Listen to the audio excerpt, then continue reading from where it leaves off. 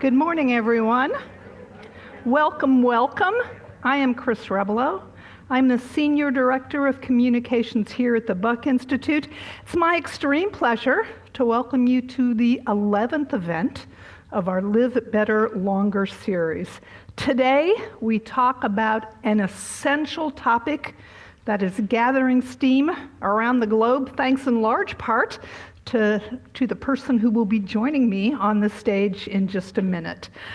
Buck Assistant Professor Jennifer Garrison will be talking to us about ovarian aging and women's health.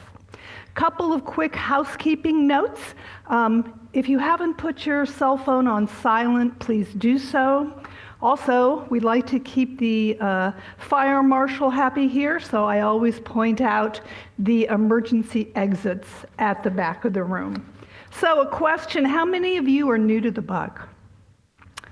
Thank you, welcome. We always just love having new people. So instead of me talking about our science here at the Buck, you're going to hear from the people who are actually doing the work. Jordan, can you please play that video?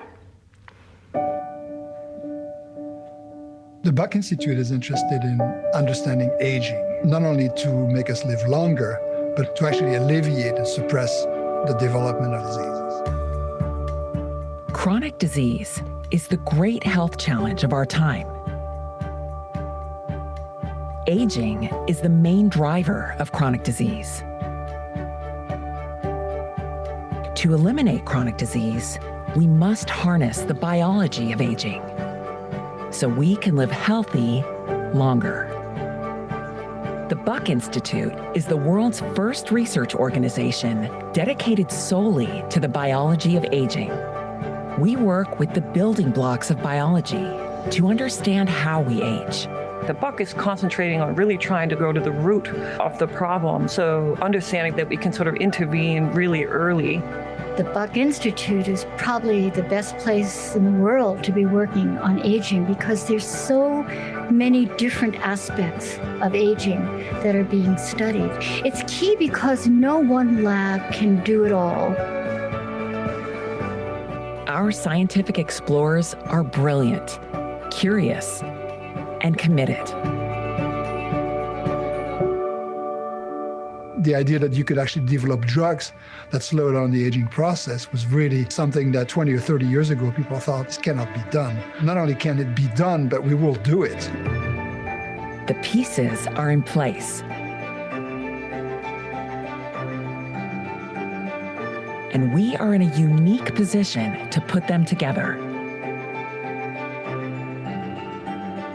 Our world is defined by paradigm shifts, created by scientific discoveries. The biology of aging is the next frontier. We're working toward a world where healthcare is better. It's a world where if we can eradicate the aging component to disease, we're all going to live healthier and longer. It's just an incredible vision that really will, surpass anything else that we've ever seen before. We are inviting you to a future of aging without illness. It's happening today, and it's happening here.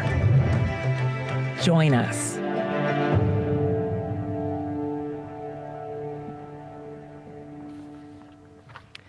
Before I introduce Jennifer, I want to thank the sponsors for today's program and for the sponsors for the whole series. They're listed in your program. I also want to make sure all of you have note cards in case you want to ask a question. If you have a question, hold up your card. A volunteer will pick them up and bring them to me.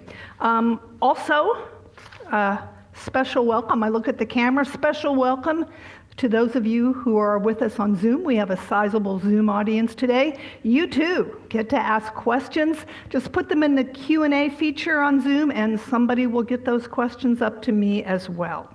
So now it is my pleasure to introduce Dr. Jennifer Garrison. You can read about her educational background in your program.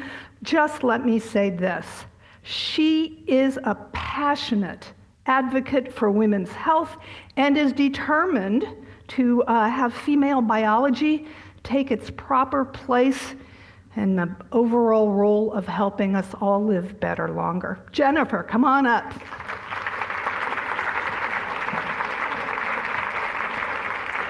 So, couple final notes. Jennifer is a PhD. She's not an MD. So, no clinic here today. If you talk to your doctor. If we go over any lifestyle information, talk to your doctor before you start doing something new. So that said, also, we want to make sure that you can hear today's event.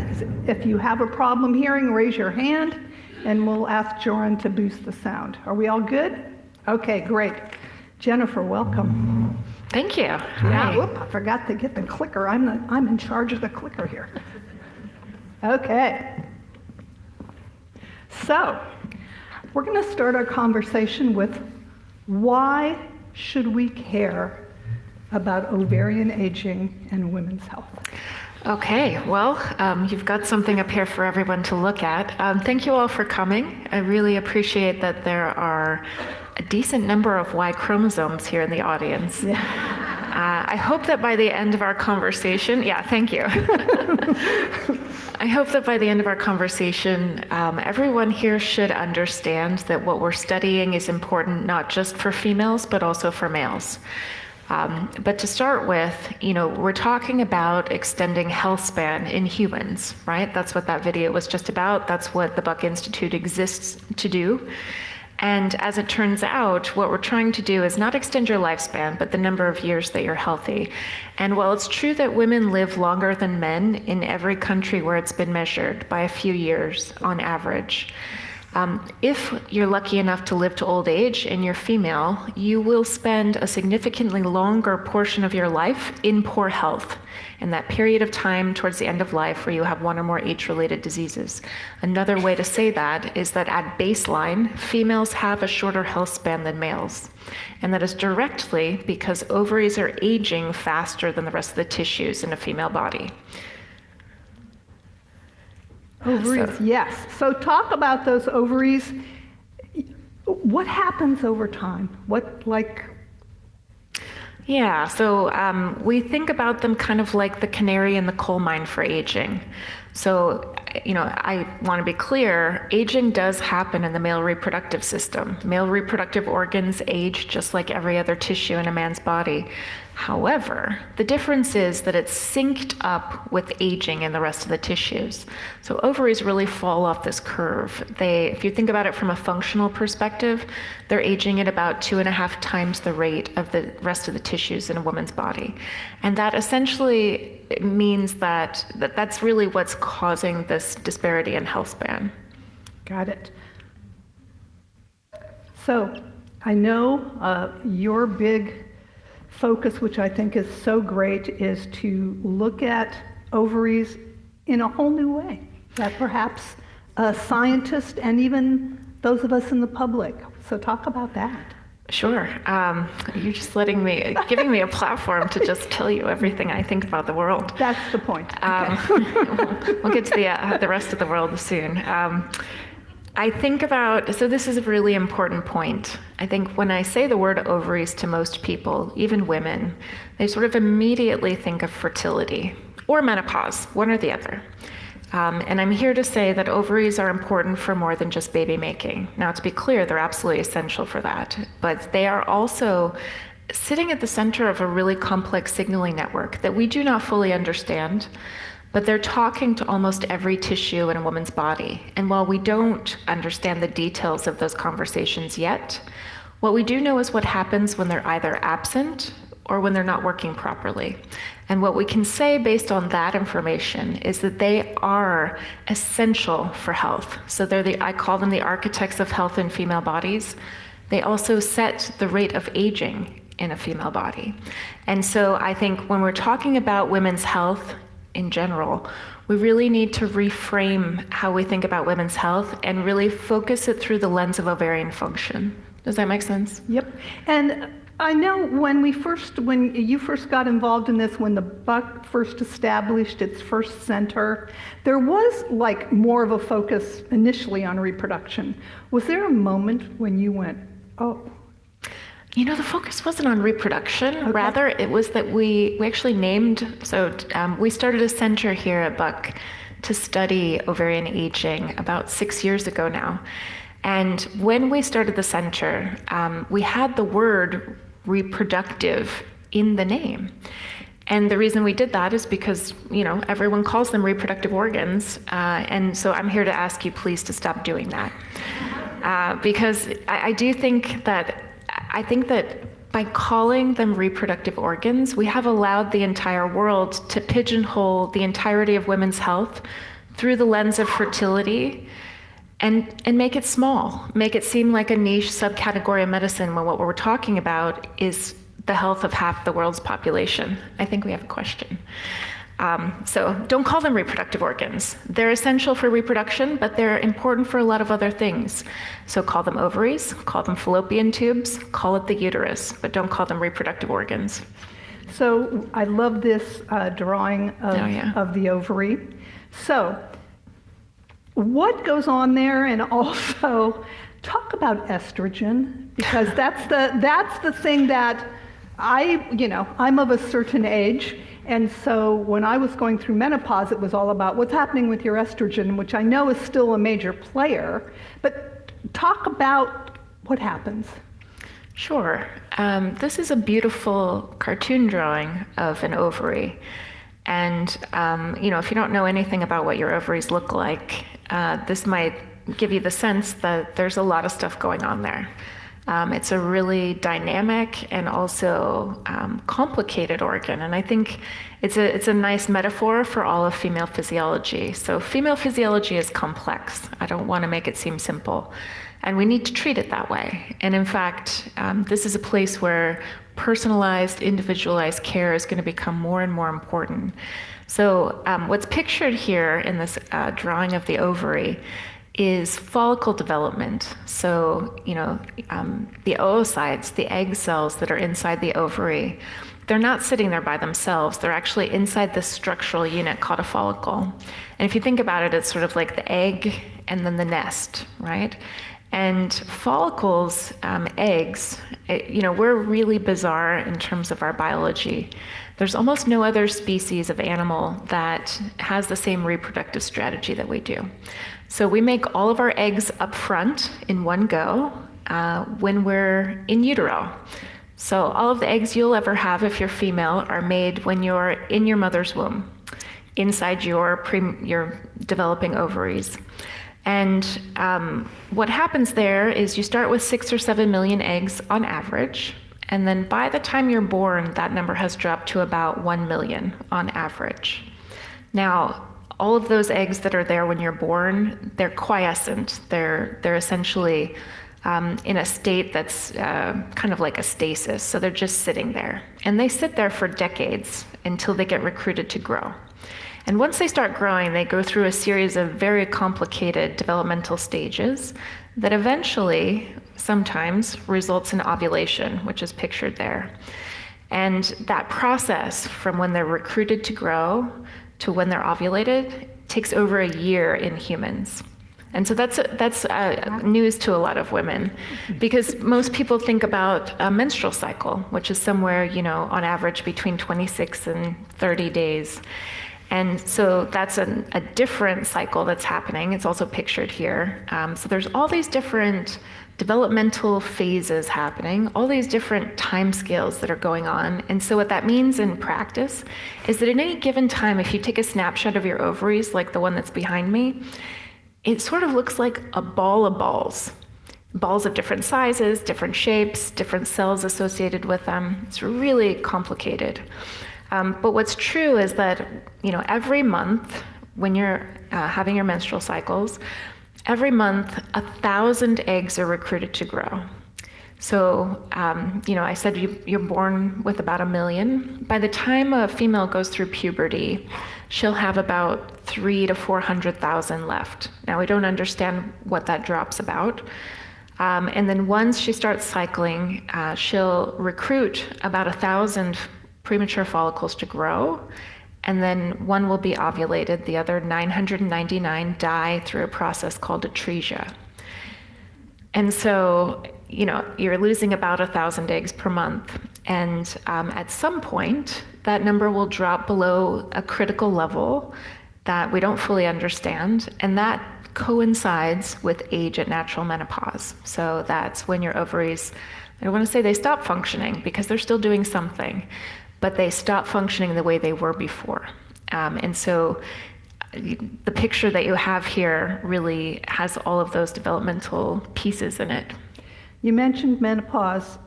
Humans are a little unusual, right, when it comes to menopause, when you compare it to other animals and other species? Yeah, we're not totally unique, but we're pretty unique. In terms of menopause, so if we define menopause, medically speaking, it's defined as the day on which you haven't had a menstrual cycle for 12 months. And everything before that you could consider perimenopause, and then, once you've entered menopause, that's a sort of a different phase of ovarian function. And menopause is an interesting period of time. There's two changes that happen. So one is that you stop menstruating, you stop cycling. The other, though, is that there's a dramatic change in the hormones that your ovaries are producing. So those two things together define menopause. There are humans and a few species of whale that we know about that go through a true menopause. There aren't many other animals that do that. Okay, so while we're talking about ovaries, I have some questions that I think are related, and you may not be able to answer all of them. So we have, is hysterectomy overused? And when a woman has a hysterectomy that includes removing the ovaries, how does that affect the woman's health span? Okay. Again, I'm not a medical doctor. I'm a PhD scientist. So what I'll tell you about is data. Definitely not giving medical advice. There certainly has been, I would say, an overuse of hysterectomy. Medically speaking, that's been well documented. And I think it's important to take a step back and say that we don't know how to take care of women, medically speaking. When I go to the doctor, I expect that most of the concerns I have are not going to be addressed. I have been conditioned to expect that when I go to the doctor, there's some low level of dysfunction that's supposed to be happening, and so I'm supposed to just deal with that. And if it goes above a certain threshold, it's either in my head or there's nothing that they can do to help. I'm serious. And that is not because my doctors don't want to take care of me. It's not because they're not educated. It's not because there's not a dramatic need for interventions and solutions. It is truly because we don't understand how female bodies work. Like, we have not done the research to understand it. We have a century of biomedical research and clinical research that was based almost entirely on male bodies. And males are different than females. Females are not small men, the same way that mice are not small humans. There are some things that are shared, and there are some things that are different. And if you don't study those differences, then there's no way that you can possibly produce things that would be interventions. So, right now, there are serious conditions that impact more than 10% of women on the planet. Things like polycystic ovarian syndrome, things like uterine fibroids, that not only do we not understand what causes these disorders, we don't understand how to diagnose them, and we certainly don't understand how to treat them. And so, taking out organs has been the standard of care. And one thing we do know about ovarectomy, which is removing the ovaries, is that at least in postmenopausal women, if you compare women who retain their ovaries and women who don't have their ovaries, the women who retain their ovaries do have better health outcomes on average. And so again, that tells me that postmenopausally, ovaries are still doing something. They're not doing what they were doing before, but they're still doing something. And that's an area of active research. Those are questions we can answer. That's knowledge that we can gain. We just have to do the science.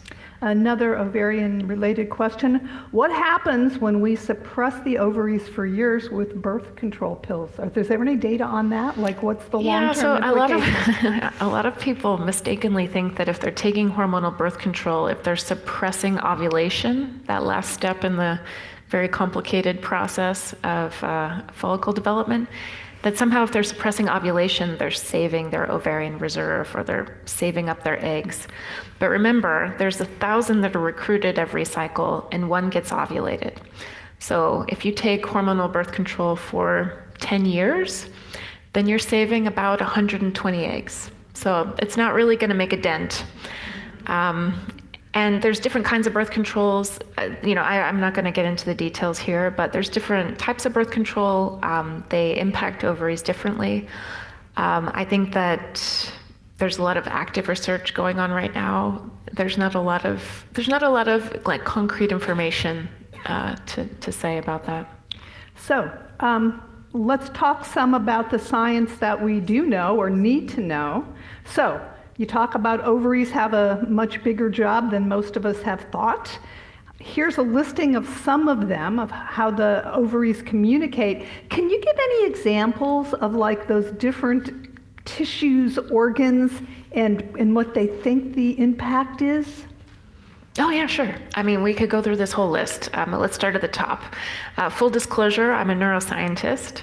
And so I think at the end of the day, the brain controls everything, but it's communicating with every tissue in your body. And it's not ruling like a dictator. It's actually listening to and integrating feedback. So there's like a two-way chemical conversation that's going on all the time between your brain and the rest of your body. And I'm especially obsessed with the brain-ovary conversation, and that's really where my research lab is focused. But everything we know right now, so the baseline knowledge we have about female biology, about female cycling, you've probably heard of the HPA or the HPG axis. You may have heard of, some hormones that the ovary makes, like estrogen or progesterone and testosterone, or FSH and LH, which are made in the brain. There's this really beautiful dynamic conversation that's happening between brain and ovaries that sets up what we think of as the menstrual cycle, and that essentially is what's responsible for, your uterine lining building up to a certain point, triggering ovulation in your ovaries, and then either sustaining that uterine lining for a pregnancy or shedding it, and then going back to the beginning. That's this really complicated and dynamic chemical conversation between brain and ovaries. I would say that the things we know about, so estrogen, progesterone, testosterone, LH, FSH, if you think about those things and multiply it by 100, that's what we're missing. So there's a lot of things that we don't understand. There are a lot of words in that chemical conversation that have yet to be discovered. And that, I think, will be really important. If you go down to bone, we know that estrogen especially is one of the things that ovaries produce that's really important for maintaining bone. And so, one of the issues that happens in postmenopausal women is that when estrogen goes down, that really dramatically increases bone loss. And so that's why your risk of osteoporosis, if you're female, goes up dramatically after menopause.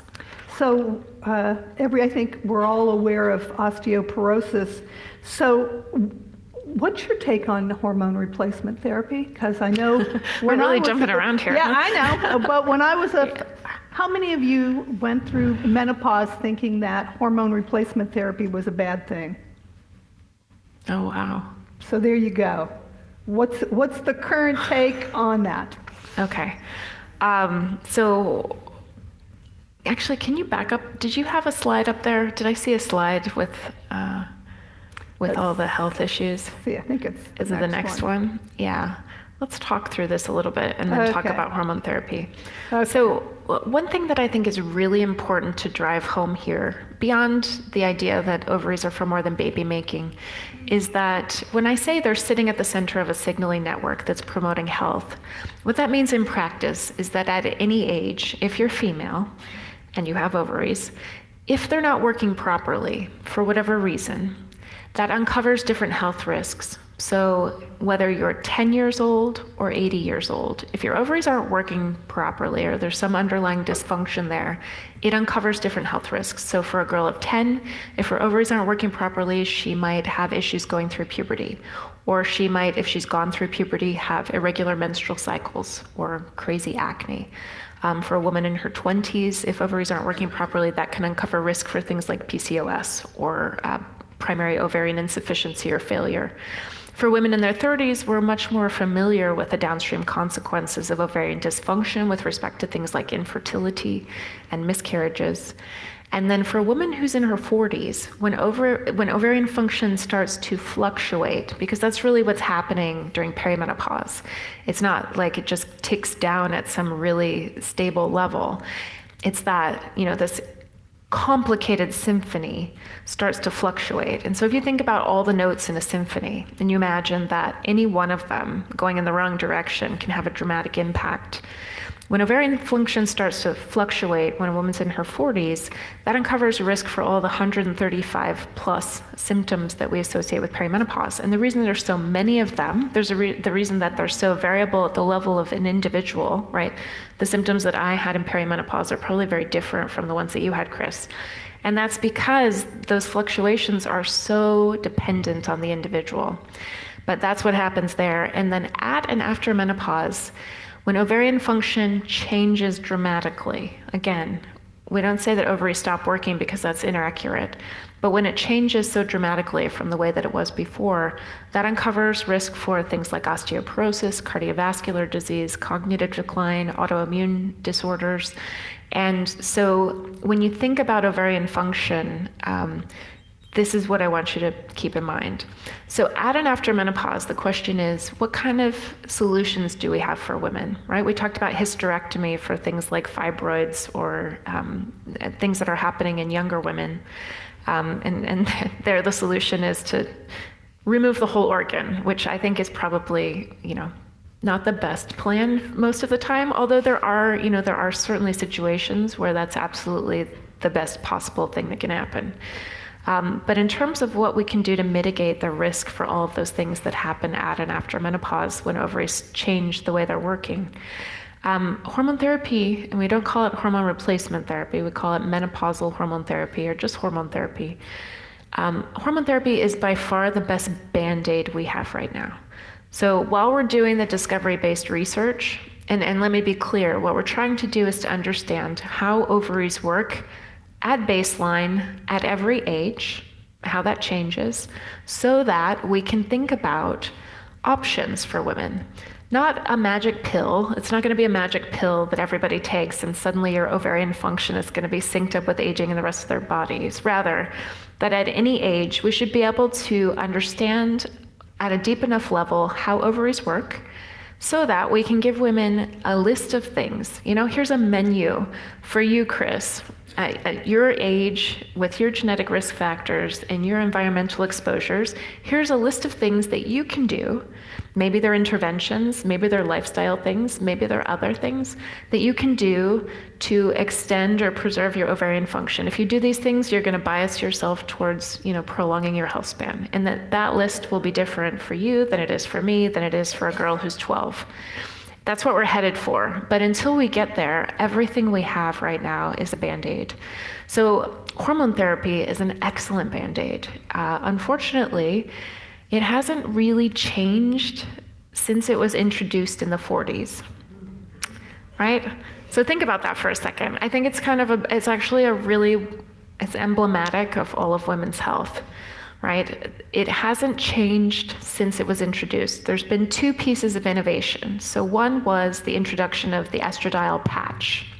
So as it turns out, hormone therapy is typically some kind of estrogen, some kind of progesterone if you have a uterus, and possibly some testosterone, but that third piece is rare. So estrogen and progesterone, and then estrogen only if you don't have a uterus. estrogen, when it's metabolized by the liver, it essentially makes clotting factors, which can cause issues with stroke and other things.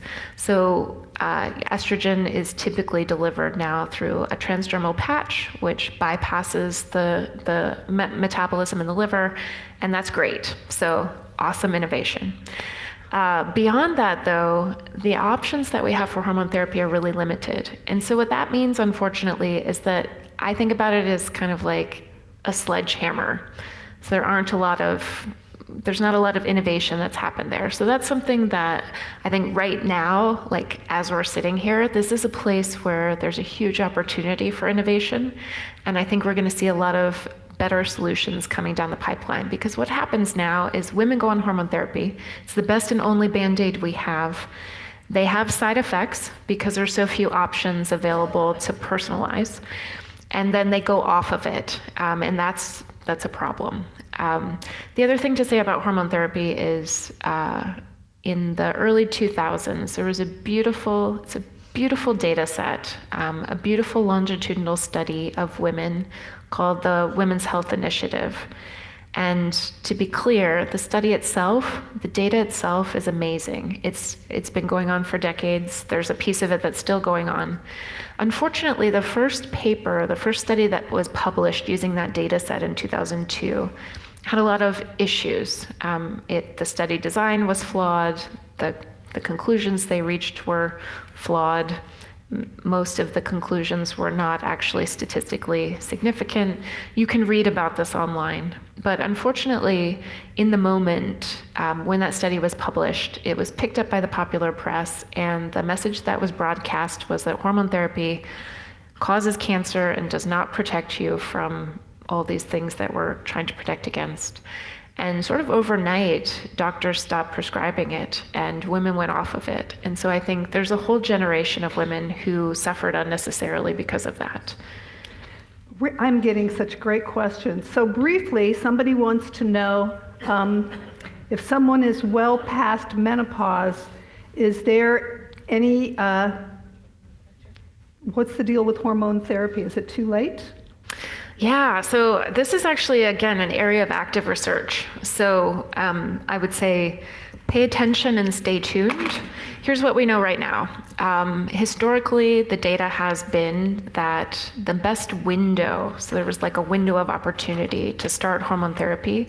The best window was within 10 years of entering menopause. That conclusion is being challenged, being updated right now in real time.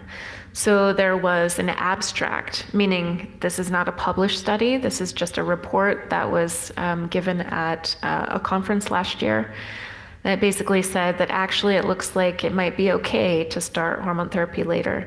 There's a lot of, this gets into the complexity of our incredibly amazing female bodies. When we talk about hormone therapy, when we talk about estrogen, right, which is a hormone, there's thousands of hormones in your body. Hormone is just any sort of a chemical or protein or gas, anything that transmits a signal over a long distance in your body. When we say hormones and we're talking about women's health, people automatically think of steroid hormones, which are estrogen, progesterone, testosterone, and a whole bunch of other things. But estrogen by itself doesn't do anything, right? What happens is estrogen gets released by your ovaries, gets made and released by your ovaries. Then it has to go somewhere to do something. And once it gets there, let's take bone, for example. So estrogen goes to your bone, and then it actually still can't do anything unless there's a receptor for it there. So your bones or the tissue, the target tissue for these hormones have to have the receptor that's going to sense the signal. And so if there's no receptor there, the estrogen's not going to do anything. And so it's complicated how receptors are expressed, what's regulating them. It gets even more complicated because estrogen typically is not just floating around by itself. It's typically bound to a carrier protein that takes it where it needs to go. And so there's just a really complex dynamic system that really governs whether or not estrogen is going to do something in a tissue. And so all of those little pieces matter, and where they are in your body 10 years post-menopause might be different than where they are in my body, right? And so over time, if there's no signal, right, if you've got the receptor there just kind of waiting for the signal, over time your cells tend to downregulate and stop making the receptor. And so, one of the reasons I think that giving estrogen long after menopause, if you've not had it for a long time, a lot of women won't respond is because the receptor is not coming back. But again, we don't understand the dynamics of the signaling. We don't understand anything about it. There's a lot to be discovered here, and I think there's a lot of promise.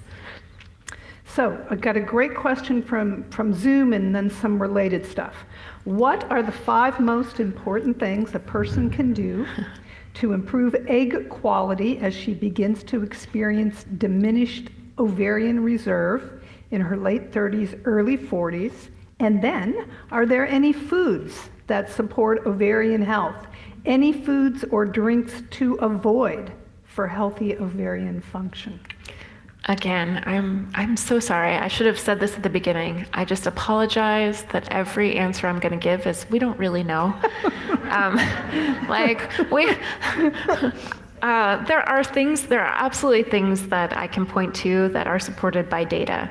So one thing to know is that, if you think about ovarian aging, it's the pathways that are engaged that we know about so far are the same pathways that are engaged in your other tissues during aging.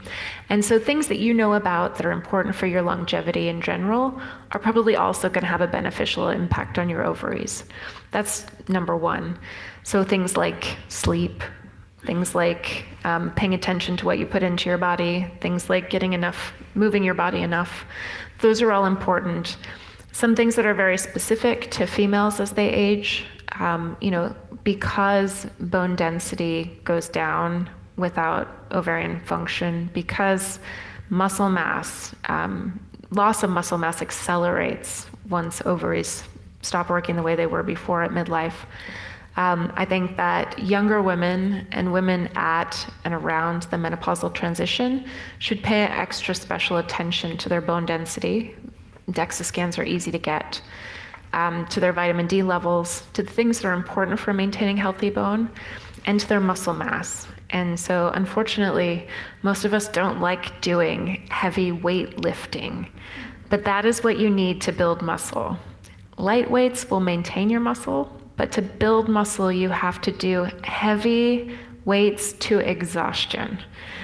Few reps, heavy weights. Nobody likes it. Does anybody like that? Yeah, you're in the minority. But those sorts of things are important. And I think I would say, just from a health perspective and also thinking about aging in general, we know that liver function is really important with age, and that's one of the sort of hallmarks of aging. We don't understand it, but when we think about, aging in different organs, that preserving liver function is really important. And I think there's been a huge move in the last 10 to 20 years towards people taking an incredible number of supplements. And I would say from a scientific perspective, that's a really terrible idea. You should supplement things if you're deficient in them. If you are low in vitamin D, and a lot of women are, you should supplement. You should monitor things that you may be deficient in and supplement. But supplements are not a zero-sum game. I think people think they're either neutral or they might have a beneficial impact. Nobody considers the idea that they might be detrimental, either because you're taking a lot of something that your body has to detoxify and that taxes your liver, but also because most supplements, especially if they're coming from plant matter, things that use groundwater to grow, they get concentrated in the supplements, which means that any sort of heavy metal contaminants, any sort of things that you don't want there get concentrated. And so even the best supplement companies, the ones that you have data for, how much mercury, for example, is in whatever vitamin you're taking. If you're under the level, whatever level you think is appropriate for mercury toxicity or some other heavy metal toxin. If you're taking 5 supplements that are just under the level that you think is acceptable every single day, suddenly you're taking a large amount of something that you really don't want in your body. So that's something that I personally think. My PhD was in chemistry, so I spend a lot of time thinking about what supplements I take.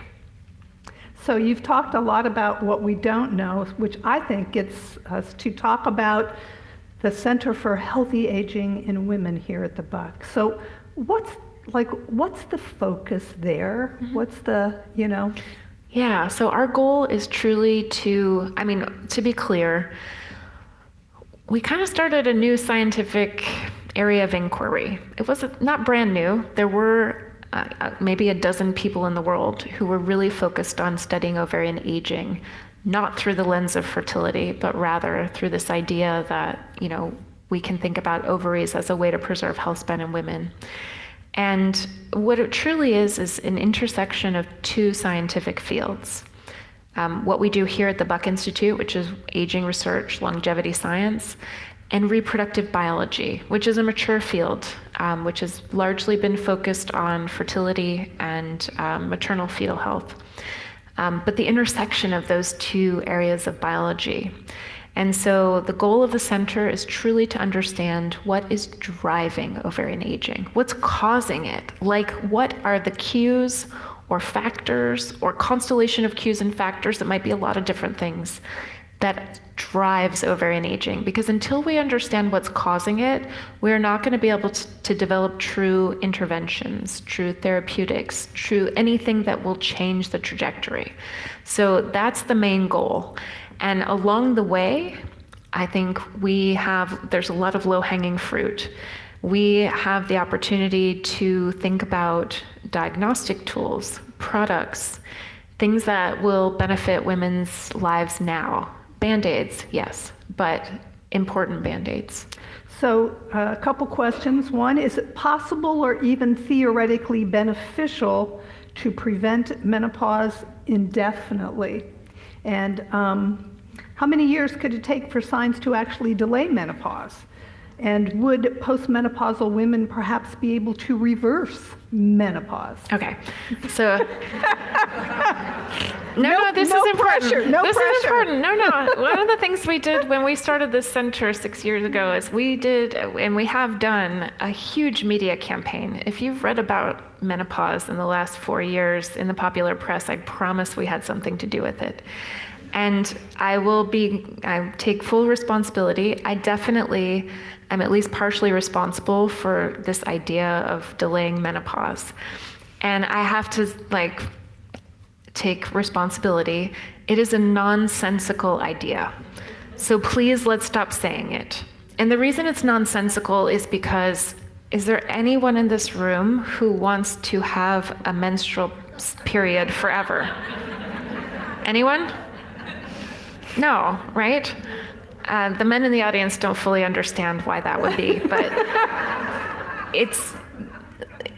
menopause is intricately linked to your menstrual cycle. It's not the only piece of it, but that's a main part of menopause, is that you stop having periods. I do not want to extend menstruation to the end of a woman's life. That is not the goal. So we shouldn't talk about ending menopause. What we should talk about is extending ovarian health. And so what we want to preserve is not menstruation. What we want to preserve is the endocrine function, that signaling function of ovaries. That's what we want to preserve.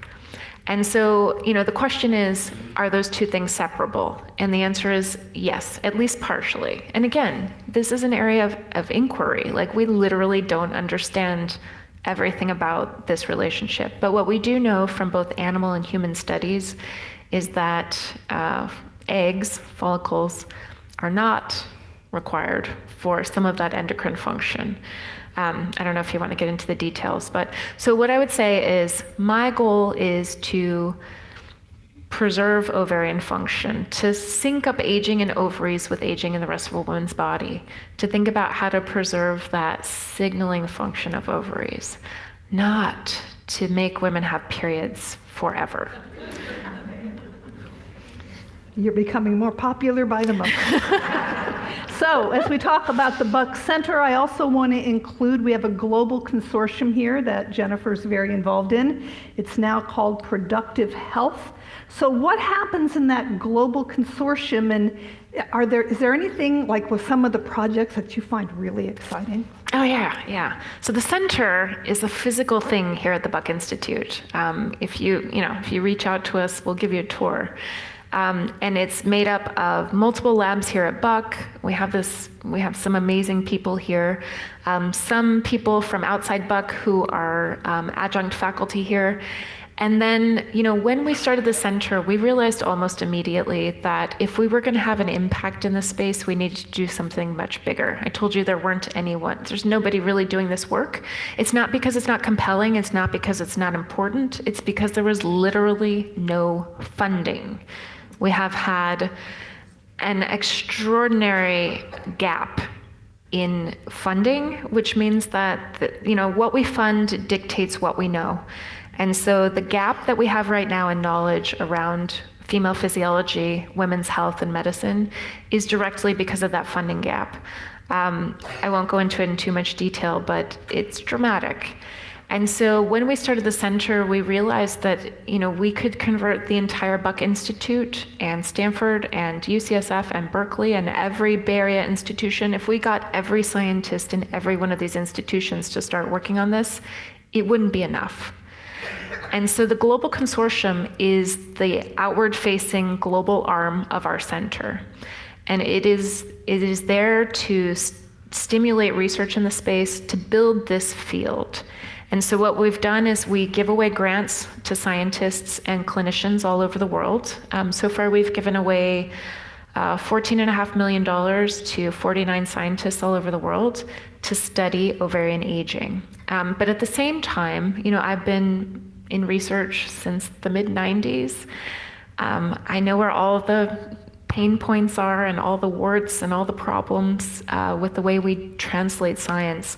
So what we're trying to do is, since we're building this from the beginning, is to think about how can we innovate and create resources for those scientists so that discoveries that they make in their labs get translated into women's hands faster. And so we've built a huge number of resources. We started the first international conference on this topic. We're about to have our 4th annual conference. We built an ovarian biology core facility here at the Buck Institute, so like a genomics core or a mass spec core at a university.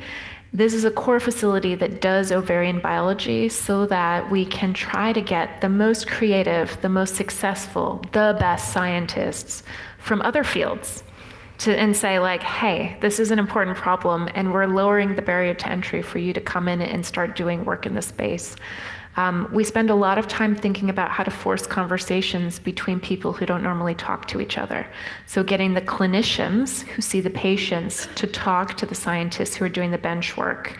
Those conversations are critical, especially here. To get the early stage founders, the people who, they're Band-Aids, but they're important Band-Aids.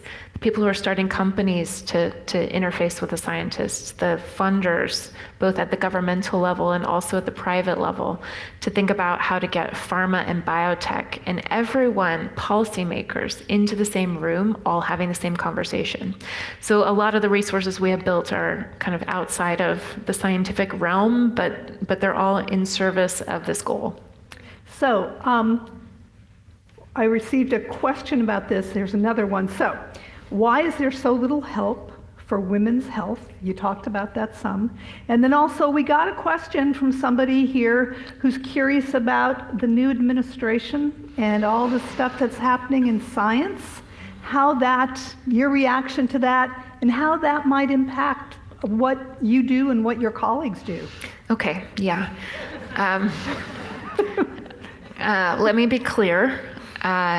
If you're not paying attention right now, you need to be. This is bigger than women's health, but women's health is going to suffer dramatically because of what's happening right now. And this is not political. This is apolitical. In the last week, there have been assaults on the biomedical research engine that the US, we have in the US, we are ahead in terms of biomedical research and science and medical innovation. We have been leading those spaces for the last 100 years. And there has been an all-out assault on all of those institutions, the NIH, the CDC, the NSF, I could go on. And these are things that are illegal and unconstitutional.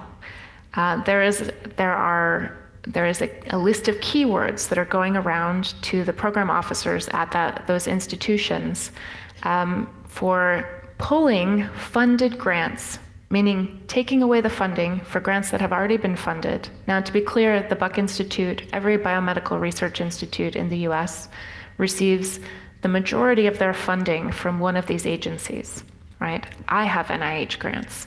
Every faculty member here has NIH grants, or NSF grants, or a mixture of those. And what's happening is that they've decided that there are words that there's censorship happening, that there are words that should not be contained in those grant applications. Some of those words are woman and female.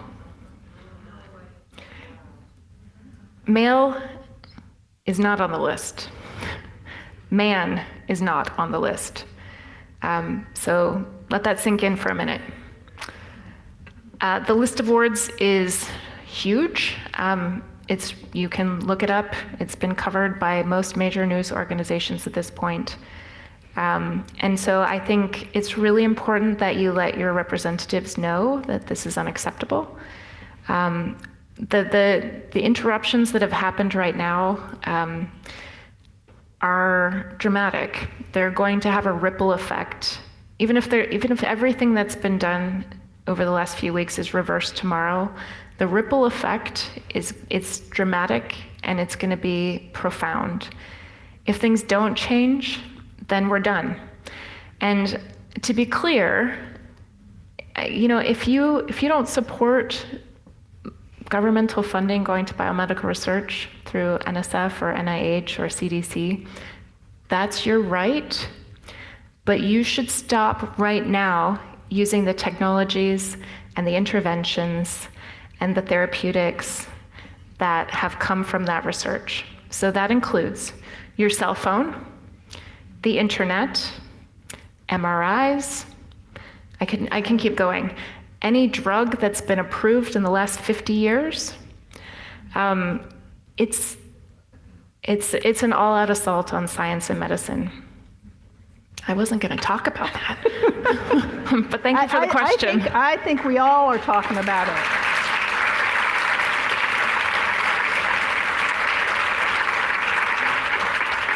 So as we move to an end, once again, I want to acknowledge the men who are here in the audience. Oh, can I say something about that? And also for those of you who came without a fella today, there is an impact on what do we know about women's physiology that relates to men, and how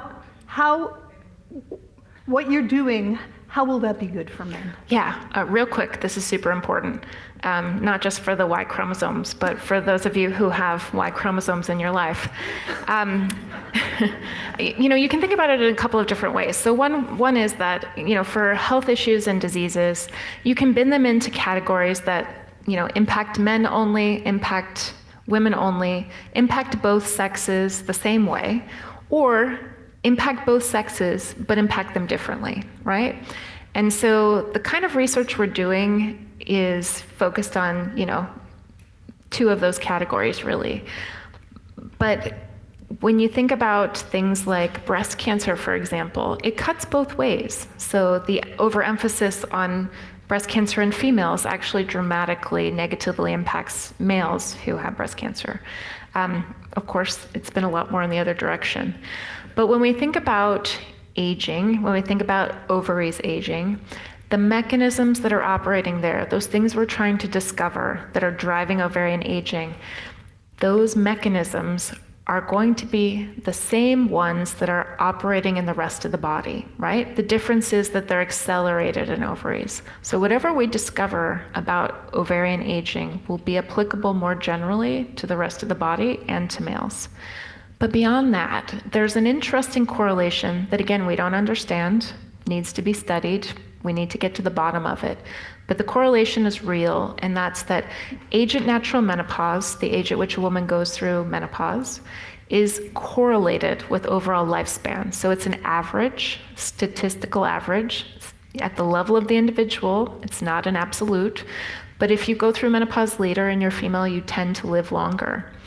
And that correlation between reproductive span and lifespan, it actually translates to male brothers. So brothers of women who go through menopause later also tend to live longer.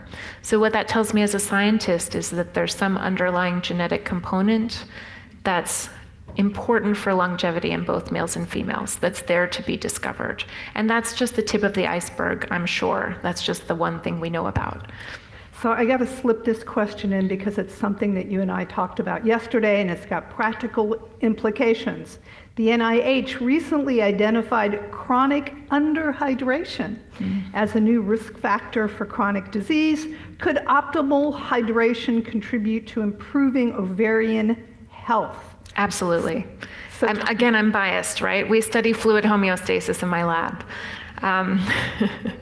But absolutely, we have a paper on bioRxiv that essentially talks about this, but there's some really complicated things that happen to fluid homeostasis during aging. One of them is that your kidneys don't work as well, so they can't concentrate urine. They're worse at filtering things out. But beyond that, your drive to drink, your actual drinking behavior, your desire to drink water. I'm going to have some now. Go ahead.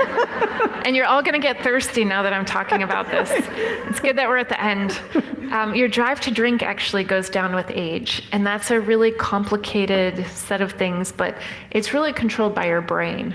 Anyway, for females, our fluid homeostasis system is really dramatically different from males, and that's partly to do with the fact that if and when we have a pregnancy, we literally have to almost double our blood volume and change our blood pressure in ways that are so fantastical that fluid homeostasis is really adapted differently in us. But with age, dehydration is a major risk factor for death. So if you're over 65 and you're dehydrated, you're more likely to have a fracture, which we know is also a major risk factor for death. You're more likely to have delirium. There's a whole list of things that are associated with dehydration. So simple things, getting back to this, the simple things that you can do as you age to stay healthy, hydration is at the top of the list. And remember, you have to acknowledge that as you get older, your desire to drink is going to go down. So you're going to have to build in things that get you to drink water because you're not going to feel like doing it. But beyond that, sleep. Sleep is so important. We have many different ways now to monitor our sleep and to understand sleep at a pretty deep level on an individual basis. Sleep, hydration, movement. Got it. So, thank you, Jennifer, for this. Sure. Also, can I say? Yeah. It seems like there's a lot of questions here that we didn't get to, and so I'll go through them and maybe answer them, and we can put them online. That'd be great. So, also, on your way out, we have great filtered water in our drinking fountains here. So if you have the urge, or even if you don't have the urge, you might want to stop. So here's what's going to happen next. You are going to get an email either later today or tomorrow with a recording of today's event. So feel free to view it again. Share it with your friends and your colleagues, anybody who you know who might be interested in this. If you attended today's session as a guest under somebody else's name and you want to get that email, please make sure we have your email address on the way out the door. I will be back here on March 5th for the last event in this series. I will have the honor of sitting down and talking to Dr. Lee Hood. He is the Chief Innovation Officer here at the Buck. He and I are going to talk about the future of medicine, which he says will be predictive, preventative, personalized, and participatory. Lee is a special guy. He is one of 20 people in this country who have been elected to 3 major academies: the National Academy of Sciences, the National Academy of Engineering, and the National Academy of Medicine. An expert on so many levels, it'll be a treat. I encourage you to come back and spend some time with us a month from now. We are thrilled with the response we're getting to our clinical trial program here at the Buck. It's fairly new, but it's growing rapidly. If you want information about our clinical trials, you can get it online. Also, there are going to be some folks from our clinical research unit out in the atrium after this, so you can go ahead and ask your questions then if you're interested. I would be remiss if I did not make a fundraising pitch, and today the fundraising pitch is for the Buck Center for Healthy Aging in Women. How important is philanthropic support, Jennifer? Everything we do is philanthropy through the center. So we write grants on an individual basis for our labs, but the center, the consortium, it's entirely philanthropy. So as much money as you can give us, we will use it to push forward these really important discoveries, and not just here, but all over the world. So, intellectual stimulation is good for aging. I encourage you to learn more about aging by taking our online course about the biology of aging. You can get it on our website. It's getting great reviews. We also have a podcast aptly titled We're Not Getting Any Younger Yet. And it includes interviews with researchers here at the Buck and researchers literally from around the globe who talk about healthy aging. And then also, if you're new to the Buck, please come on a tour. You can learn more about our science. You get a sense of this gorgeous building. They happen on Tuesdays and Thursdays mornings. Go on our website. You can register to attend, and you can keep up with the Buck. We are on social media. We got a newsletter. Go on our website, sign up for our newsletter. That's probably the best way to keep on top of what's happening here. Again, thanks, Jennifer. Thank you. I will be back here on March 5th. I hope you will be too.